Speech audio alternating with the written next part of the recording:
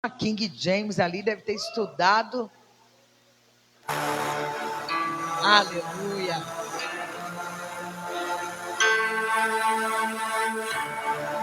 Ele veio todo bonito. Até de coletinho.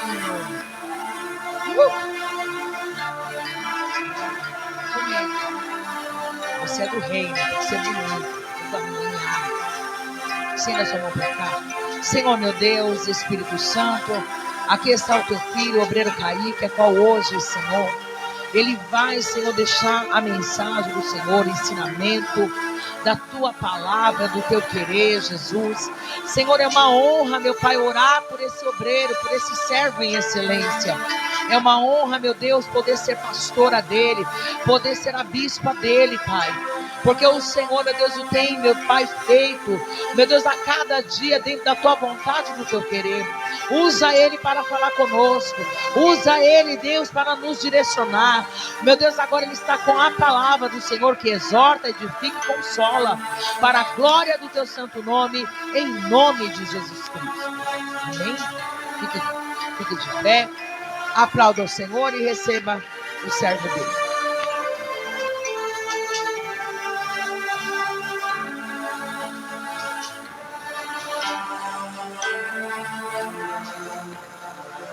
Salve a igreja com a paz do Senhor, irmão.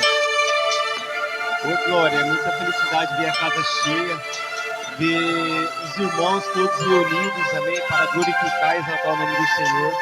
Eu creio que no céu o Senhor ele está feliz por ver a cada um que está aqui, mediante suas falhas, os seus erros, mediante as suas lutas, mas em tudo não tem negado o nome do Senhor, amém? E a mensagem que eu venho trazer hoje é a respeito disso, de nós não abandonar aquilo que o Senhor colocou nas nossas mãos por causa de uma adversidade, por causa de uma dificuldade, porque nós não sabemos o que vai acontecer amanhã, e que nós devemos ficar firmes nas promessas do Senhor, amém? Venho pedir que os irmãos abram a Bíblia comigo em em Lucas 24. Capítulo 13 ao 35.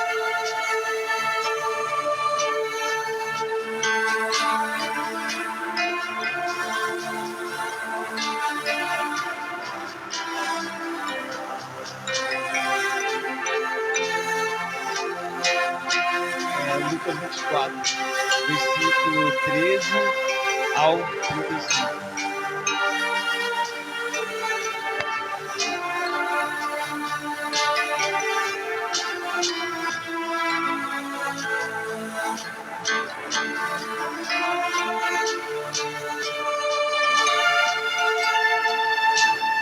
Quem achou diz amém. Quem não achou diz me espera.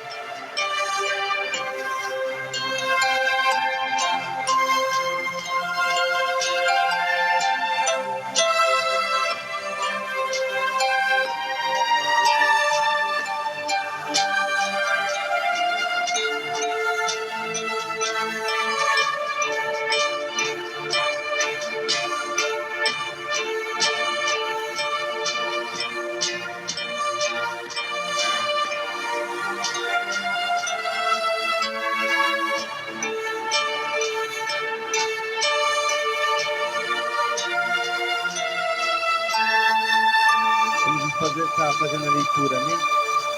E eis que 2 deles foram naquele mesmo dia para uma aldeia chamada Emaús, que distava de Jerusalém 60 estádios, e iam falando um com o outro sobre todas essas coisas que tinham acontecido. E aconteceu que enquanto eles caminhavam juntos e arrazoavam entre si, o próprio Jesus se aproximou e ia com eles, mas os seus olhos estavam encobertos para que eles não o conhecessem. E ele lhes disse: que tipo de palavras são estas que tendes um com o outro, enquanto caminhais e estáis tristes? E um deles, cujo nome era Cleopas, respondendo, disse-lhe: És tu sobre um estranho em Jerusalém, e não soube das quais coisas tens acontecido nesses dias. E ele disse-lhes: quais coisas? E eles lhe disseram a respeito de Jesus de Nazaré, que foi um profeta poderoso em feitos e palavras diante de Deus e de todo o povo. E como os principais sacerdotes e os nossos governantes os entregaram para ser condenado à morte e o crucificaram. Mas nós esperávamos que fosse ele quem havia de remir Israel. E todavia, além do mais, já é hoje o terceiro dia desde que essas coisas aconteceram. Sim, e também algumas mulheres de nossa companhia nos surpreenderam, as quais de madrugada foram ao sepulcro e não achando seu corpo, elas vieram dizendo que também havia tido uma visão de anjos que dizia estar ele vivo. E alguns dos que estavam conosco foram ao sepulcro e acharam isto mesmo como as mulheres haviam dito, mas a ele não viram. E ele lhes dizendo: ó tolos e tardos de coração, para que credes em tudo que os profetas falaram. Não convinha que o Cristo sofresse essas coisas e entregasse a sua vida e entrasse em sua glória?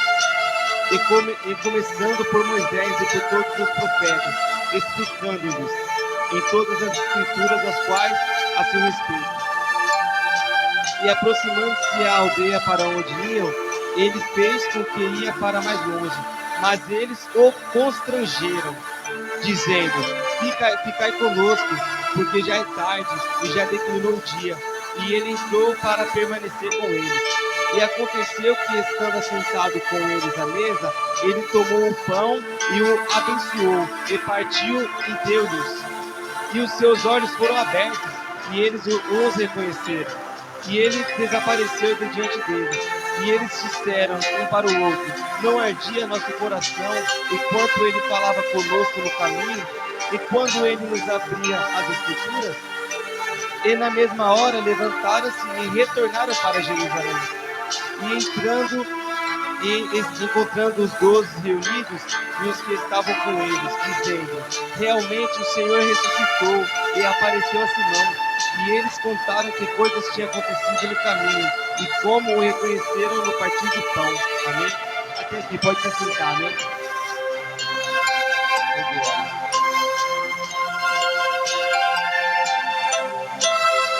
Aqui nós vemos um feito, um ato, a qual aconteceu após a crucificação de Jesus.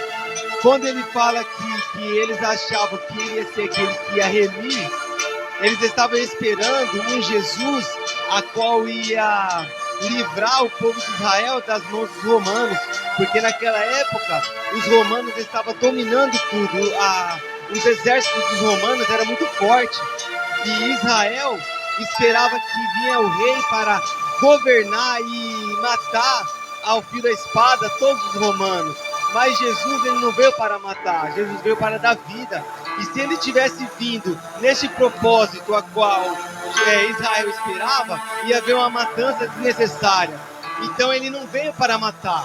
Só que eles esperavam dessa forma e não compreenderam o mover de Jesus na terra. Pode ver que em um dos versículos eles falam: ele foi um grande profeta. Ali eles não estavam entendendo o propósito, porque Jesus em todo momento falou que ele era o rei de Israel. E o trono dele não era aqui na terra, mas sim junto ao Pai. Então eles deram para Jesus como um simples profeta, a qual veio para curar, a qual veio para libertar, a qual veio para restituir. Eles não entenderam o propósito de Jesus aqui. Eles não entenderam o propósito da crucificação. Então eles saíram de Jerusalém para Emaús. Só que Jesus tinha dito para eles: ficai em Jerusalém, até que do alto seja revestido de todo o poder. Não era aquele momento para eles sair de Jerusalém, porque o momento do avivamento não tinha chegado. O momento do avivamento ainda estava por vir. Só que eles não entenderam e saíram de Jerusalém para Emaús. A distância de Jerusalém para Emaús, a Bíblia fala que era 60 estádios. Se for traduzir tudo isso, dava 12 quilômetros. Então eles saíram do propósito. E meio a isso eles estavam entre si, conversando entre si, discutindo a respeito do que tinha acontecido, e não se depararam, não se entenderam que Jesus estava com eles ali naquele momento. E eles foram conversando e ali se perguntando, mas por que isso, mas por que aquilo, mas por quê? Só os poréns, e não entenderam. E mesmo assim Jesus falou, mas tu não creram que foi dito entre os profetas que o Cristo ia padecer e ia voltar para a sua glória? E mesmo assim eles não entenderam, continuaram um caminho disperso e foram indo, mas quando eles entraram naquela casa que Jesus iam para passar, eles constrangeram a Jesus. Por que eles constrangeram a Jesus neste momento? Jesus era apenas um estrangeiro aos olhos deles, e ele ia passar, mas eles se comoveram intimamente com aquele homem e falaram, não, fica aqui na nossa casa, porque já é tarde e é perigoso o caminho. E aí Jesus entrou com eles.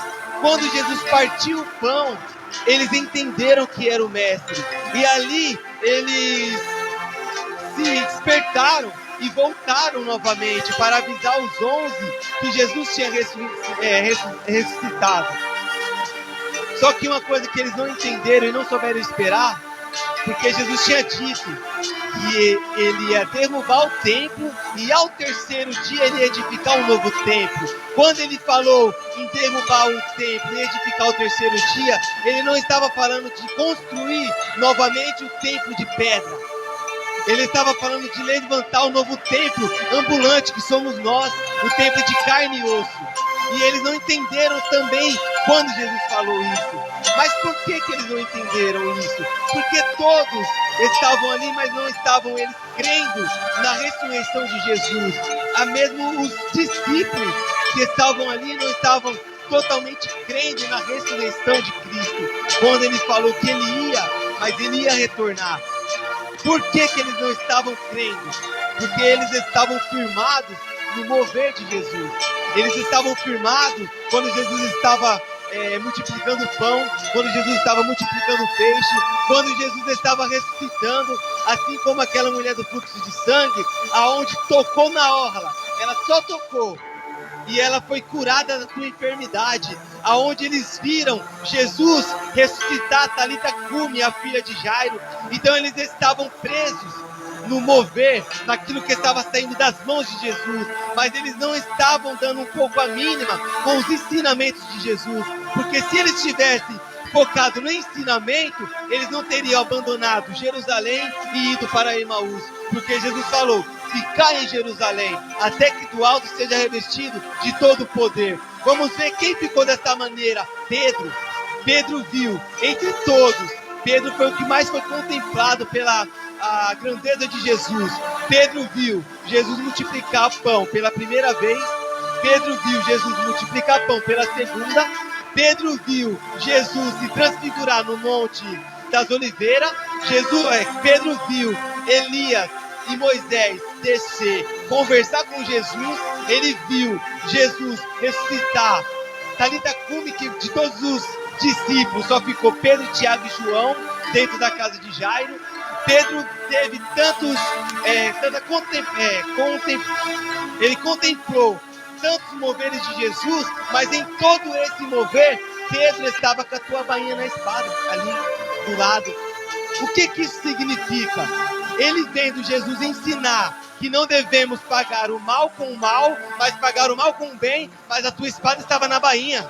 O que isso significa? Muitas das vezes nós estamos ouvindo o Senhor ensinar e estamos com a nossa espada na bainha, guardando o rancor, guardando no nosso coração a mágoa, guardando no nosso coração aquilo que fizeram para nós lá atrás e querendo fazer o mesmo que aquele fez.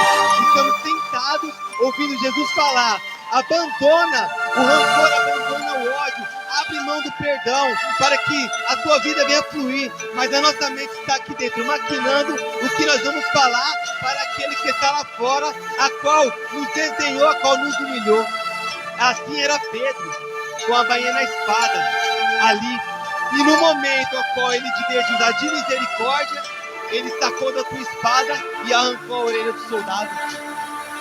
Então, eles estavam focados no mover de Jesus, nos feitos de Jesus. Eles estavam maravilhados com o que Jesus estava fazendo naquele lugar. Mas quando veio o dia da adversidade, eles saíram de Jerusalém e foram para Emaús, sendo que Jesus mandou permanecer. Mas isso é do ser humano. Quantas das vezes já nos passou no nosso pensamento em abandonar, em sair, em largar tudo por causa da dificuldade? Quantas das vezes já pensamos em deixar e achando que Jesus, ele nos abandonou, que Jesus, ele não estava olhando para a nossa dificuldade. Só que em tudo o Senhor nos fez passar por uma parcela. Assim foi com eles. Pode ver que no barco estavam os 12 discípulos ali, e eles iam passar de um lado para o outro. Quando eles foram, Jesus estava dormindo no barco.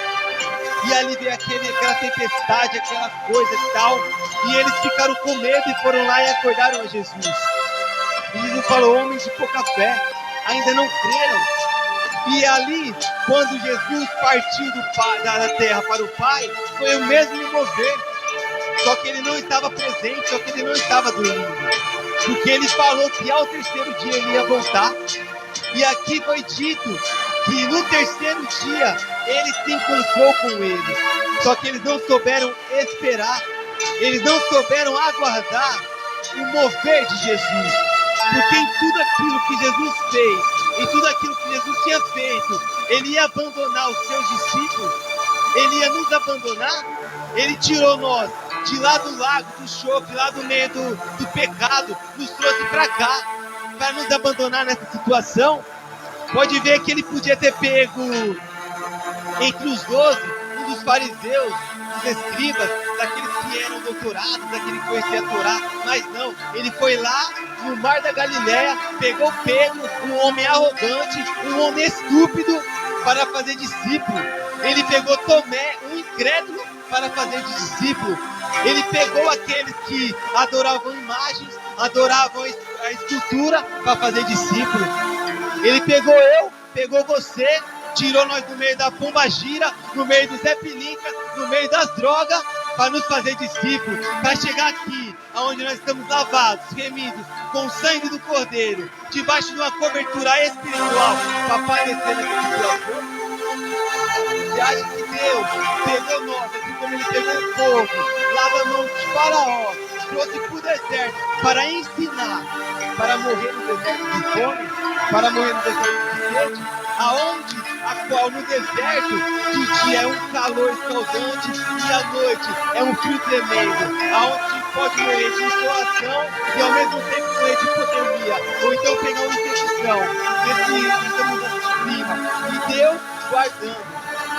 Mas o povo quer ver Deus se manifestar nas coisas grandes, quer ver Deus se manifestar nas coisas miraculosas, e não vê que Deus estava enviando uma cortina de nuvem para proteger do sol e à noite uma coluna de fogo para proteger do frio. Mas o povo estava querendo pão e querendo peixe, e não via quando Deus fazia essas coisas pequenas, mas queria saber de comer pepino e cebola, queria beber água no momento de sede. E assim foi esses homens. Os dois saíram lá de Jerusalém e foram para Emaús. Não tinha nada a ver com o que Jesus tinha falado. Não tinha nada a ver com o que Jesus tinha descrito. Não tinha nada a ver. E ele ainda falou: ficai em Jerusalém até que do alto seja revestido de todo o poder. Esse dia não chegou. Esse dia não tinha chegado. Estava por vir. Grandes coisas ainda iam acontecer até chegar a esse período do Pentecostes. Porque tudo aquilo que Deus fala, tudo aquilo que Jesus fala, tudo aquilo que Ele promete, Ele cumpre. Porque em Atos 2, versículo 2, Ele fala que naquele dia o Espírito Santo entrou na casa. Cada um foi tomado nas suas línguas repartidas. O fogo desceu. Ali todos começaram a ser cheios do Espírito Santo. O momento de ser revestido de todo o poder chegou. Hoje, eu posso dizer, não chegou na tua vida, não chegou na minha vida, o momento do avivamento. Nós ainda estamos naquela promessa: ficar em Jerusalém até que do alto seja revestido de todo o poder. Então se firma na promessa. Porque aquilo que Deus fala, Ele cumpre. Porque a palavra fala que Ele não é homem para que minta, e nem filho do homem para que se arrependa. Porventura Ele falaria e não confirmaria. Então o que Ele falou, Ele vai cumprir. Apenas fica agarrado na promessa. Aguarda. A qual todos da Bíblia, desde Gênesis até Apocalipse, a qual Deus fez uma promessa e Ele não cumpriu essa promessa. Mesmo que nós se desviamos, mesmo que nós saímos do propósito, mesmo que nós saímos do caminho, mas Deus dá um jeito de trazer para o caminho. Vamos ver aqui o Deus fez isso. Abraão. Deus falou: Abraão, sai da tua parentela, vai para o lugar onde te mostrarei. Abraão mandou ele sair, Deus mandou Abraão sair sozinho. Mas Abraão pegou e levou teu primo Ló. Amém. Deus, Ele não vai nos intervir das nossas decisões. Deus, Ele não vai nos parar no momento da nossa decisão. Porque Ele já deu o comando. Basta você querer obedecer. Para nós termos bem sucedido. Saiu Abraão, saiu Ló, saiu Sara, caminhando pelo deserto. Chegou um momento que Abraão e Ló já não estavam mais se dando bem. Porque o pensamento de Ló era um e o pensamento de Abraão era outro. Porque a promessa foi feita para Abraão. E ali, naquele momento, foi colocado os dois em frente. E aí Abraão falou: ó, não dá para nós continuarmos juntos. Se você escolher para a esquerda, eu vou para a direita. Se você escolher para a esquerda, eu vou para a direita. E ali, Ló, com os olhares carnais, olhou para o deserto e olhou para os pastos verdejantes. Que coisa linda. Eu vou padecer no deserto, queimar minha cuca? Não, eu vou lá para onde está verdinho. Só que ele não sabia que nesses pastos verdejantes estava um perigo. Porque no meio do que estava belo, estava Sodoma e Gomorra. Aonde ele se corrompeu. Aonde ele já não servia a Deus como ele servia quando ele estava acompanhando o seu primo Abraão. Olha aqui o que Deus está falando. Cuidado. Cuidado aonde você escolhe pisar. Porque ali parece bonito, ali parece aprazível, mas lá dentro tem Sodoma e Gomorra que vai te corromper. Sabe por quê? Porque quando os anjos do Senhor entrou em Sodoma e Gomorra para poder livrar Ló por amor a Abraão, sabe o que Ló fez? Os homens veio na casa de Ló e olhou e falou: dá-me para nós esses homens que entram na tua casa para que nós abusemos deles. Eles queriam ter relação sexual com os anjos, de tão promíscuo que estava naquela cidade. Mas Ló, sendo conhecedor através de Abraão, o que ele poderia ter falado? Não, vigia, aqui foi o mensageiro do Senhor. Não, sabe o que ele falou? Não faça nada com esses homens. Eu tenho 2 filhas virgens na minha casa. Depois eu dou a elas a voz e vocês fazem o que vocês quiserem com elas. Para ver o quanto que ele estava corrompido. Para ver o tanto que Ló tinha se corrompido com Sodoma e Gomorra. Mas mesmo assim, Deus teve de misericórdia com a vida de Ló. Por causa do propósito na vida de Abraão. E Deus falou: da tua descendência vai vir uma nação. Então Ló, indiretamente, ele era da descendência de Abraão. E ali, Abraão foi embora com Sara. E Deus falando: Abraão, você vai gerar um filho. Você vai ser pai de multidão. Abraão, pode contar a água do mar, você pode contar a areia, você pode contar as estrelas. Então assim vai ser a tua descendência, inumerosa. Mas Abraão estava olhando para a tua condição, que ele era velho. Ele estava olhando para a condição da tua esposa, além de velha, ainda era estéril. E aí o que Sara faz? Já que ele vai ter um filho, eu acho que vai ser com a escrava. Eu acho que vai ser com ela. E aí deu a escrava para Abraão. E Abraão se deitou com a sua escrava. Se ele tivesse entendido o propósito de Deus na vida dele, ele tinha rejeitado a escrava. Por causa disso, Ismael se tornou como um dos afrontadores de Israel. Pode ver que eu dei uma pesquisada que até os dias de hoje, os ismaelitas, ele não se dá bem com os israelitas. Por causa da maldição. por causa da desobediência. Mas, mesmo assim, Deus trouxe Abraão ainda para o teu caminho, ainda para o prumo, ainda para aquilo que Deus queria. Mesmo Abraão ter mentido lá no Egito, falando que Sara era tua irmã, sendo que Sara era tua esposa, com medo de que os egípcios matassem ele. Mesmo assim, o Senhor aprumou Abraão e trouxe ele, a qual hoje nós sabemos que Abraão é nosso pai mediante a fé. Assim foi com aqueles homens lá em Emaús. Eles saíram e foram 12 quilômetros de distância. Mas Jesus, ele é paciente. Ele foi com eles durante esse caminho inteiro, até chegar lá na frente, a qual o Senhor abriu os olhos deles. E eles entenderam que eles estavam errados, pois eles voltaram imediatamente para Jerusalém e contemplaram aquilo que eles vivenciaram na presença do Senhor naquele momento. Não importa aonde esteja um dos teus, não importa como esteja, mas se o Senhor prometeu, Ele vai cumprir. Se Deus falou que vai tirar da droga, Ele vai tirar. Se Deus vai tirar da prostituição, o Senhor vai tirar. Não importa como, mas Deus vai caminhar. E lá na frente Deus vai ter encontro. Porque Deus, Ele prometeu. Deus, Ele falou. Basta nós esperar. Basta nós esperar. Pode ver que tremendo, 12 quilômetros. Só da gente andar daqui para São Miguel é cansativo. 12 quilômetros é mais do que daqui em São Miguel. Imagina o homem andar 12 quilômetros e depois andar mais 12 quilômetros. A soma 24 quilômetros. Por causa da desobediência, houve a fadigação física.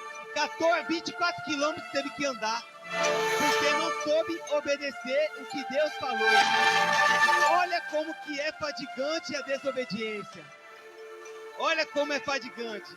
Eles poderiam ter esperado lá, não ter andado essa trajetória toda, com fome, com sede, suando. Ao menos esperado, mas não. A desobediência, olha até onde a desobediência levou. Um homem andar 24 quilômetros por causa da desobediência. Para que nós não viemos passar por tais dificuldades, é melhor obedecer. Eu sei que é difícil obedecer. É muito difícil obedecer. Mas é essa pequena chavinha que abre grandes portas na nossa vida. É a obediência. Se eles tivessem obedecido, eles não teriam caminhado tanto. Se eles tivessem obedecido, eles não teriam quase perdido a promessa do avivamento. Por causa da misericórdia do Senhor, que eles foram alcançados. Porque se não fosse a misericórdia, os dois já não teriam parte com o avivamento de Atos 2. Os dois já teriam se dispersado do rebanho. Os dois, a qual eram os chamados, não iam ser mais os escolhidos. Por causa da desobediência.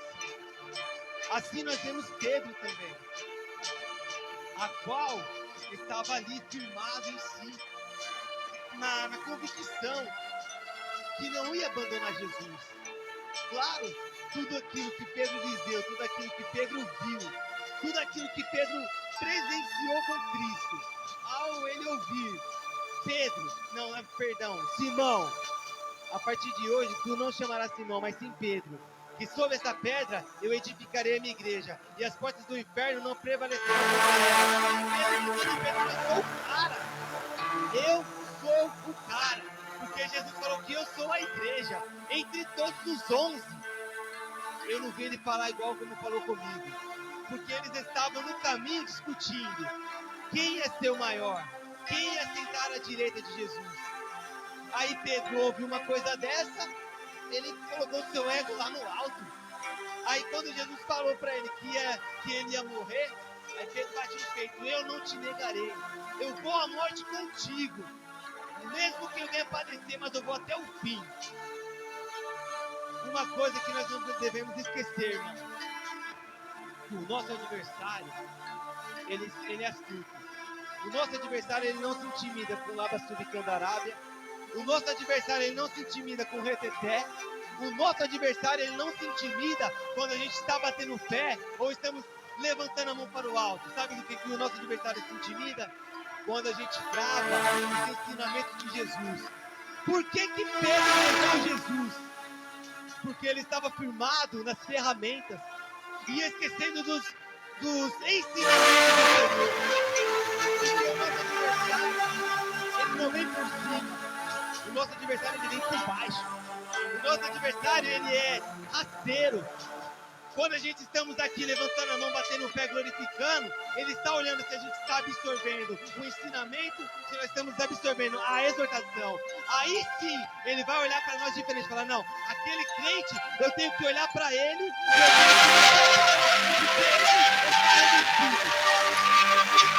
agora quando a gente estamos firmados, só naquilo que Deus tem para dar, só naquilo que Deus tem para nos ensinar, ou no que tem para nos oferecer, nós somos uma presa na mão do adversário. É igual quem vai fazer aula de luta. Eu, quando eu fiz os 5 meses de capoeira com 16 anos, eu era bem afobado. Eu queria aprender os melhores golpes, só que eu não queria aprender a forma de garimpar a técnica, porque é a técnica que vai me ensinar a exercer os melhores golpes. E eu querendo aprender e não querendo fazer a técnica. Chegou um tempo que estagnou. Chegou um tempo que eu parei, porque a minha técnica não estava boa. A técnica nossa como cristão para derrubar o adversário está dentro dos ensinamentos do Senhor, a qual eles não estavam dando a mínima. Por isso que quando Jesus foi para a cruz do Calvário, 10 deles se dispersaram. 9, porque um já tinha traído. Um já tinha se tornado traidor. Porque não estava olhando para os ensinamentos. Não estava olhando para o principal, que era a pérola de Jesus. Por que o Senhor só veio na terra e permaneceu 3 anos aqui? 30 anos ele passou no anonimato. Depois foi levado pelo Espírito Santo para o deserto, foi batizado, foi levado para o deserto, passou 40 dias e 40 noites. Ali Deus honrou a vida dele e ele começou o seu ministério messiânico. Por que só 3 anos? Por que só 3? A um homem a qual foi enviado por Deus, tinha que permanecer mais tempo. Mas por que só 3? Porque o que ele tinha que ensinar, ele primeiro viveu e deixou o seu legado. Pouco tempo, Jesus só exerceu 3 anos no seu ministério, mas esses 3 anos ele fez com excelência, porque os 30 anos atrás ele estava sendo garimpado pelo Senhor, ele estava aprendendo para depois se levantar para ensinar. Aí muitos de nós não estamos ainda preparados, já queremos se levantar. O diabo vai vir com fúria, porque não está firmado ainda dentro, assim como estava em Jesus. A técnica não estava ainda aprimorada. E aí no momento da adversidade, se apartaram todos, só ficaram as mulheres e João. O único que falou, Senhor, se for eu traidor, foi o único que se colocou na brecha, falando que ele poderia ser o traidor. Mas os outros batiam no peito, eu nunca vou te trair. Porque João sabia, João ele estava convicto, João ele estava reclinando nos ombros do Senhor, ele deitava no colo de Jesus, ou seja, ele sentava verdadeiramente para aprender, enquanto os outros estavam olhando a manifestação de Jesus, enquanto os outros estavam vendo Jesus curar, libertar, João estava sentado, olhando e aprendendo com o Senhor. Tão semelhante com isso é Marta e Maria. Quando Lázaro faleceu, Marta mandou imediatamente chamar Jesus. Maria ficou quieta. Quando Jesus não veio, quando Marta pediu, ela ficou dentro de si magoada. Porque quando Jesus veio no 4º dia, ela saiu correndo e foi lá e falou, se o Senhor estivesse aqui, o meu irmão não teria morrido. Jesus deu logo uma no meio dela. Falou, você é incrédula? Eu não falei que aqueles que creem em mim, mesmo que esteja morto, viverá? Aí ela fala, eu sei que vai vir a ressurreição do último dia. Aí ela volta para casa e fala para Maria, Maria, o mestre te espera. Maria se levanta e vai caminhando. Ela se prostra e fala a mesma palavra que Marta. Senhor, se o Senhor estivesse aqui, o meu irmão não teria morrido. Jesus se comoveu de íntima compaixão com ela. Mas por quê? Se a mesma palavra de Marta e Maria foi a mesma, foi a maneira que ela chegou a Jesus. Marta, ela chegou indagando ao Senhor. Por quê? Primeiro, ela pediu para ele vir no segundo, mas ele veio no quarto. Ela se sentiu indignada. Nossa, ele fala que amava nós e nem veio. Ela chegou com arrogância perante ao Senhor. Qual é a chave da nossa vitória? Qual é a chave de tirar virtude do Senhor? É chegar na humildade. A Maria chegou na humildade. A mulher do fluxo de sangue chegou na humildade. Ela só falou, se ao menos eu tocar na orla, eu serei sarada. Enquanto a multidão estava oprimindo, estava apertando. Você tem que fazer. Eu sou dizimista. Eu estou com a minha vida amarrada. Olha, minha casa, tudo está quebrando. Eu estou desempregado, mas eu sou dizimista. O Senhor não está perguntando. O Senhor não está perguntando. Ele quer ver humilhação perante os pés dele. Porque fala que aquele que se humilhar será exaltado. O que se humilhar. Então vamos se humilhar perante a potente mão do Senhor para que Ele nos exalte. E ali o Senhor fez mais a diferença de uma com a outra que as palavras semelhantes. Porque é a maneira que a gente se chega aos pés do Senhor. É a maneira que a gente se achega a Ele que vai trazer o resultado lá na frente. Não é com arrogância, não é com prepotência, e tão pouco colocando o Senhor na parede, mas sim chegando na humildade, para que o Senhor, Ele possa manifestar na nossa vida, amém? Se apegue na promessa que o Senhor fez. Não esqueça, porque Deus, Ele não se esquece. Deus, Ele prometeu para Abraão. Quando Abraão já tinha 85 anos, veio se cumprir a promessa. Deus tinha prometido para o povo que ia dar uma terra que emanava leite e mel. Mesmo com a desobediência do povo, se passou 40 anos. Caleb tinha 45 anos. Caleb teve 85 anos e ele contemplou aquilo que Deus prometeu. Se passou 40 anos, mas a promessa não deixou de se cumprir. Então aquilo que o Senhor prometeu, Ele vai cumprir. Não pare, fique na promessa, fique nos caminhos, mesmo que esteja chorando, gemendo, esteja doendo, mas permaneça, porque da mesma maneira que teve um sufoco no tempo lá em Jerusalém, na crucificação de Jesus, em Atos 2 teve o avivamento, aonde aquele que negou o Senhor teve a tua primeira pregação e 3.000 almas se renderam. 3.000 almas se converteram para ver que o Senhor, Ele fala e Ele cumpre, porque a promessa que foi para Pedro, sobre esta igreja, sobre esta pedra edificarei a minha igreja, as portas do inferno não prevalecerão. Assim é na minha e assim é na tua vida, amém? E as palmas louvam o Senhor.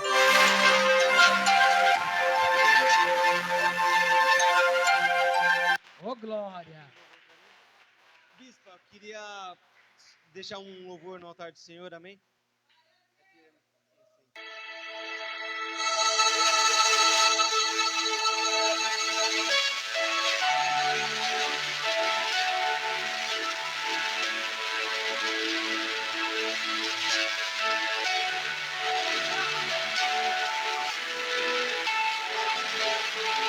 Não abandone o barco,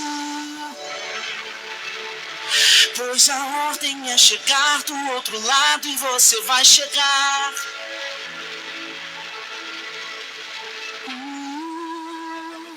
Não abandone o barco, Pois esse seu deserto vai servir de testemunho para levantar alguém de novo. Ele vai restaurar alguém de novo e vai ressuscitar os sonhos de alguém de novo. Você não vai parar, você não vai parar, pois a ordem é chegar do outro lado e você vai chegar. Você não vai parar, você não vai parar, você não vai parar. Eu sou Jesus, o Nazareno, e já dei ordem pra acalmar o mar. Você não vai parar. Não importa a diversidade, não importa a luta, não importa que ninguém acredita, mas você não vai parar, porque Deus acredita em você, Deus acredita em mim, e nós com o Senhor somos a maioria.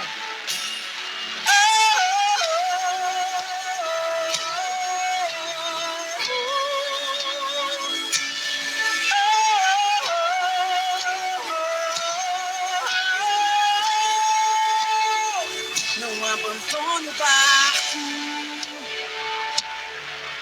pois a ordem é chegar do outro lado e você vai chegar.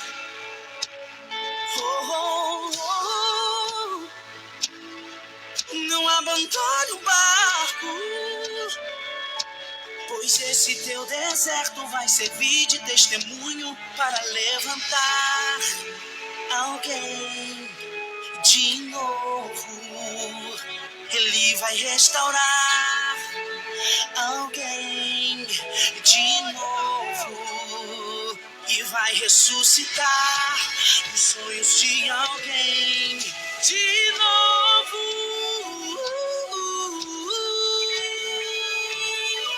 Você não vai parar, você não vai parar, pois a ordem é chegar do outro lado e você vai chegar. Você não vai parar, você não vai parar, você não vai parar. Eu sou Jesus, o Nazareno, e já dei ordem pra acalmar o mar. Você não vai parar, você não vai parar, você não vai parar, você não vai parar, você não vai parar, você não vai parar, você não vai parar, você não vai parar. Eu sou Jesus, o Nazareno, e já dei ordem pra acalmar o mar. Você não vai parar.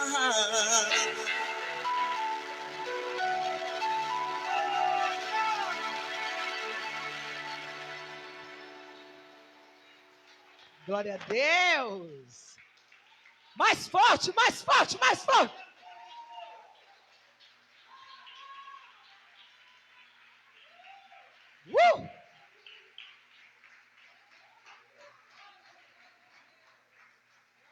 Glória a Deus.